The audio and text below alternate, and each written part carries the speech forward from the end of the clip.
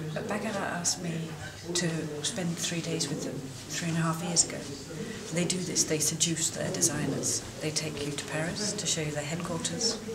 They feed you with wine and caviar, and then they take you to the factory for 2 days, feed you with champagne and caviar, and then you fall in love, and then you start working for them. It's very simple, and it never fails. And they are very open, so they invite you to play and be inspired. But my first emotion with Baccarat was 2 things. I wanted everything. I wanted to do everything. And I felt absolutely terrified, extremely nervous. I have eyes that look in 2 different directions. I fall over things. You give me something, if you give me a cake to hold, I will drop it. I'm not a natural in a crystal factory, put it that way. So I'm like an elephant at a crystal factory. No, it's true. So I've broken very little yet, so I still think I'm going to break something at some time. I felt very excited and very nervous.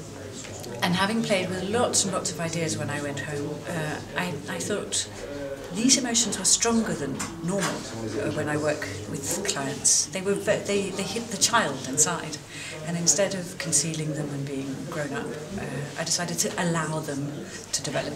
But this is because Baccarat is a history, because it's a tradition. Yeah, Baccarat basically has a very, very strong tradition, a very, very strong brand. They have so many ways of doing things. They have the finest craftsmanship for crystal in the world. They've been passing on tradition from generation to generation. The people I met, the people I worked with, have worked in the factory every day for more than 40 years. I come in from the outside, from the cold north. I know nothing about crystal. I have to learn everything. I have so much respect and so much fear, but it's so much feeling. And basically this idea of allowing the emotion to shine through in the final work. Oui, tout à fait. Okay. I wanted to permit my emotions instead of being controlled. It's not very Danish, but I wanted to be childish. I wanted the enthusiasm, because crystal is so magic. Crystal does something to everybody who comes near the material. And I think particularly when you put light on crystal, that's where the magic just starts to happen. So my main task was to be excited, to permit myself to access as much as at all possible at Baccarat. I've been everywhere in the factory. I've been in the loft, I've been in the basement, but also to illustrate my nerves.